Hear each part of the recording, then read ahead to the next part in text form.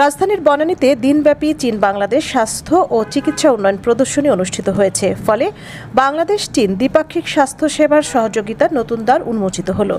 শুক্রবার সকাল ৯টা থেকে বিকাল ৫টা পর্যন্ত রাজধানীর hotel Sarina belt and road health care সেন্টারের আয়োজনে দিনব্যাপী এই এক্সপোর উদ্বোধন করেন স্বাস্থ্য উপদেষ্টা নুরুজ্জাহান বেগম।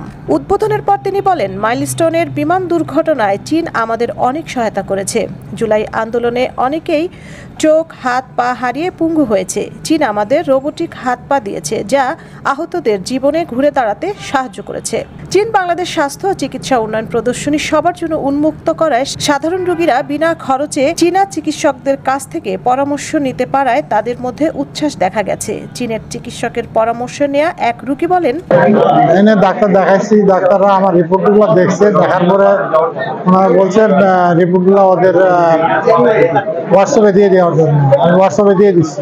কি সমস্যা নিয়ে ব্যাক পেইন আর ইউরিনে প্রবলেম। রিপোর্ট দেখে এখনো কিছু বলে নাই, ওরা জানাবে বলছে।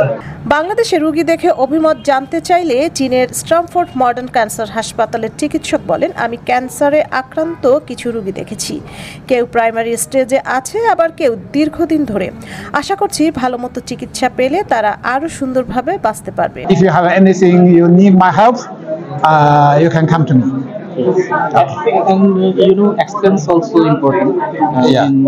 So how many expense for in your hospital if anyone want to take a like breast cancer or breast uterus cancer Yes. or tumor lymphoma related operation?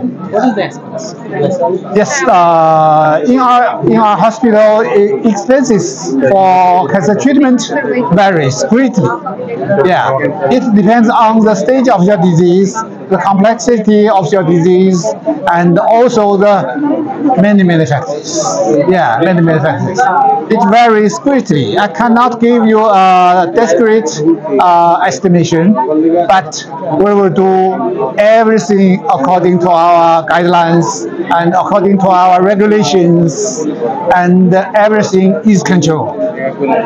প্রদর্শনীতে চীনের 10টিরও বেশি শীর্ষস্থানীয় হাসপাতাল অংশ নিয়েছে, যারা বাংলাদেশি রোগীদের জন্য উন্নত চিকিৎসা সহজলভ্য করতে অনসাইট ও online consultation, visa, invitation letter ও প্রসেসিং, অনুবাদক সেবা এবং বিমানবন্দর পিকআপ সুবিধা সহ বিভিন্ন সহায়তার কথা তুলে ধরেন। And we have another one in Harbin. Well, it's not Harbin, but when we say Harbin, most of the people in the world will know. It's actually in Heilongjiang province. It's called Wuzhali.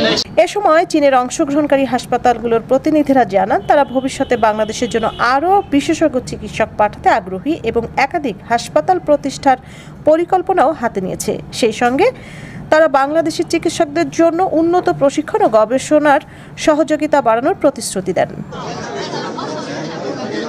Sanjida Juthi, news desk, Sara Bangla.